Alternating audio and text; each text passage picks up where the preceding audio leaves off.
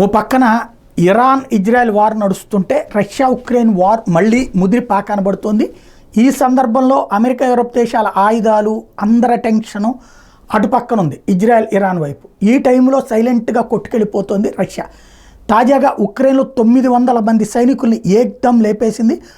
NATO weapons చేతిలో ఉండగా, నాటోతో ఈ మధ్యనే శిక్షణ పొందినటువంటి సైనికులు ఉండగా వాళ్ళనే తుదముట్టించింది. లేటెస్ట్గా this is in a bid to bring the entire eastern Donetsk region under its control. Over 900 Ukrainian troops were killed within 24 hours, as per the Russian Defense Ministry. The Russian army also claimed to have bombed the Donetsk region with fighter jets.